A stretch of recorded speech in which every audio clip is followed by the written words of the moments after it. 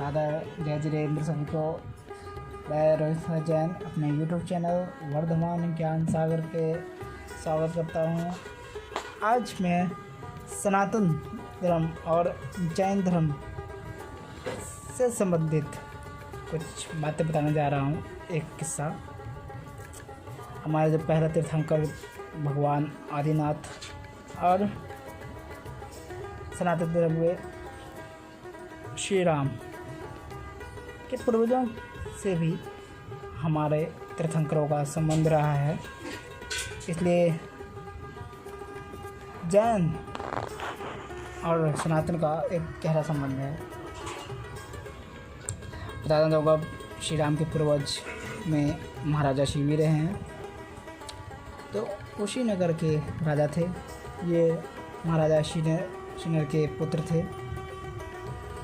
महाराजा शिवी बहुत ही उपकारी, धर्मात्मा, दयालु राजा थे।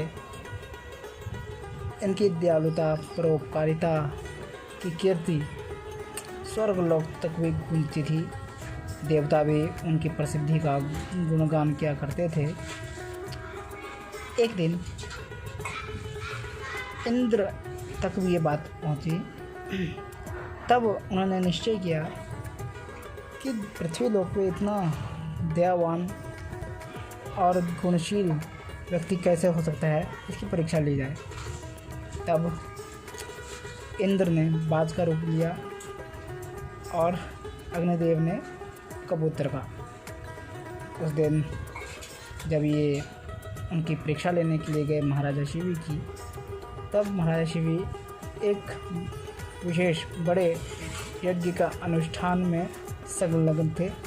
तभी कबूतर उनकी गोद में आकर बैठ जाता है और उनसे अपने प्राणों की रक्षा हेतु आग्रह करता है। क्योंकि महाराजा सबकी रक्षा करते थे, शरणागत वत्सल थे, कबूतर को उन्होंने अभयदान दिया। उतने में बाज आया। बाज ने महाराजा से कहा कि महाराज, ये दोनों ही पक्षी मनुष्य की भाषाएं बोलते थे। ये पक्षी ने कहा, महाराजा, मेरी क्षुधा शांत करने के लिए ये पक्षी मैंने ढूंढा और आप मुझे मेरी क्षुधा शांत नहीं करने दे रहे। ये कहाँ का धर्म है? ये तो अधर्म हुआ। महाराजा ने कहा कि शरणागत की रक्षा करना ही मेरा परम धर्म है। बात कहता है, महाराजा, मैंने आपकी कीर्ति बहुत सुनी है। आप दयावान, शांतोचित, क्रूर को आप साधुता से जीत लेते हैं, सत्य को क्षमा से जीत लेते हैं। लेकिन एक कहाँ का न्याय है कि एक क्षुधा से ग्रस्त को उसकी क्षुधा शांत नहीं की जाए। भोजन से ही जीव बड़ा होता है और उसका विकास होता है। तो आप मेरा भोजन क्यों छीन रहे हैं? आप तो सभी की क्षुधा शांत करने वाले हैं। तब महाराज बोलते हैं कि प्राणी को अभय दान देना मनुष्य का सर्वोच्च धर्म है। अहिंसा का पालन करना ही मनुष्य का धर्म है। वस्त्र, गौ, पृथ्वी दान किया एक समय नष्ट भी हो सकता है, किंतु किसी प्राणी को अभय दान दिया हुआ कभी नष्ट नहीं होता। बात कहता है कि मैं इस पक्षी को खा के मेरी क्षुधा शांत होती, तथा अगर मैं नहीं खाऊंगा तो मैं भूख से मर जाऊंगा और मेरे बढ़ने के बाद मेरे बच्चे भी मारे जाएंगे। ये कहाँ का न्याय है कि प्राणी की रक्षा हेतु कई प्राणियों की हत्या की जाए। तब महाराज बोलते हैं, अच्छा तुम बताओ कि तुम्हें क्या चाहिए? मैं धर्म अभिष्ट कार्य करके मैं तुम्हारी क्षुधा शांत करूँगा। बात कहता है, जैसा आपका धर्म अभिष्ट लगे आप मुझे भोजन दे, लेकिन हम तो कबूतर ही खाते हैं, हमें यही चाहिए। तो महाराज शिव भी बोलते हैं, शरणागत की रक्षा करना तो मेरा धर्म है। तुम मेरे राज्य, मेरे देह कुछ भी मांग सकते हो, लेकिन मैं तो ये नहीं दे सकता। तब बात कहता है कि मुझे इसी के बराबर का मांस दे दो।